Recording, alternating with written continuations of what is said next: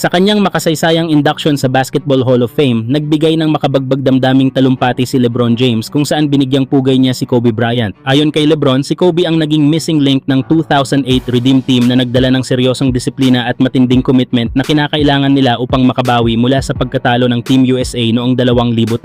Binanggit pa ni LeBron na nang dumating si Kobe, alam na nilang hindi pwedeng half-ass ang effort dahil hindi tatanggapin ni Kobe ang ganoong uri ng paglalaro. Ang seryosong presensya ni Bryant ang nagbigay diin sa buong koponan na mag-lock in at itaas ang kanilang antas ng dedikasyon. Dahil dito, mas naging determinado sina LeBron, Dwyane Wade, Chris Paul at Carmelo Anthony na patunayan na kaya rin nilang sumabay sa ganoong level ng commitment.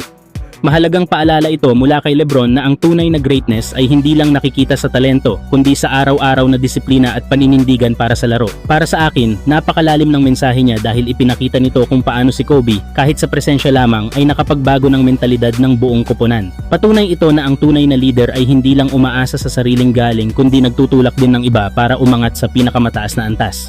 Samantala, usap-usapan ngayon ang posibilidad ng isang blockbuster trade sa pagitan ng Lakers at Jazz kung saan ipagpapalit si Austin Reeves kapalit ni Lauri Markkanen. Si Markkanen, isang 7-foot sharpshooter at all-star, ay kilala sa kanyang versatility bilang scorer at sa kakayahang magbigay ng spacing para sa opensa. Kung makakasama siya kina LeBron James at Luka Doncic, tiyak na dadagdag ito ng malaking firepower at floor spacing na matagal nang kulang sa Lakers. Sa kabilang banda, si Reeves ay hindi lang basta batang gwardya. Siya ay naging fan favorite, steady third option at maaasahan sa crunch time. Bukod sa kanyang playmaking at shot creation, bata pa siya at may kontrata na mas abot kaya kumpara sa posibleng malaking extension na kakailanganin para kay Markkanen. Kaya't para sa ilang tagahanga, ang bitawan si Reeves ay parang pagbitiw din sa hinaharap na core ng Lakers. Kung pagbabasehan ng husay, panalo ang Lakers sa talentong makukuha nila kay Markkanen dahil bihira ang katulad niyang all-star caliber stretch big na swak sa sistema ng koponan. Ngunit kung kontrata at edad ang usapan, tila mas panalo ang Utah Jazz dahil makakakuha sila ng batang guard na maaring maging cornerstone habang mas magaan ang pasahod.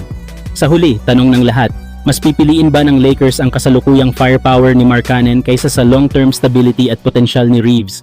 Kayo mga idol, sa tingin nyo, sino talaga ang mas lamang sa trade na ito? Samantala, may historical na tuwing may bagong malakas na sentro ang Los Angeles Lakers, madalas itong nauuwi sa kampeonato. Dumating si Shaquille O'Neal noong 1996 at makalipas ang 4 na taon, noong 2000, nagsimula ang kanilang 3-peat championship run. Sumunod naman si Pau Gasol na nakuha mula sa Memphis Grizzlies noong 2008 at sa loob lamang ng isang taon, nagbigay na siya ng titulo kasama si Kobe Bryant noong 2009 at sinundan pa ng isa noong 2010. Pagkatapos ay si Anthony Davis naman ang dumating noong 29 sa pamamagitan ng isang blockbuster trade at agad sa kanyang unang taon, tinulungan niyang makuha ang championship noong 2020 sa Orlando Bubble. At ngayon, panibagong kabanata na naman para sa Purple and Gold.